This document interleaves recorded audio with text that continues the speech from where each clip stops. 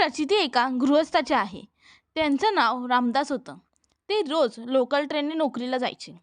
अत्यंत भावपूर्वक ते स्वामी समर्थांची एक जपमाळ आणि फोटो जवळ ठेवायचे. एका दिवशी संध्याकाळची वेळ होती. लोकल ट्रेन गच्च भरलेली होती. रामदास दरवाजाजवळ उभा होते आणि अचानक एका वळणावर ट्रेन जोरात हलली आणि ते थेट दरवाजातनं खाली पडले. पुढे दुसरी ट्रेन येत होती. लोकांनी ओरडायला सुरुवात केली. पण त्या क्षणी एक चमत्कार घडला.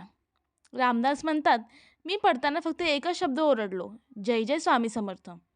आणि त्या क्षणी त्यांना जाणवलं की कोणीतरी त्यांना पाठीवरून उचलून झाडाच्या मोकळ्या जागेत नेऊन ठेवलंय.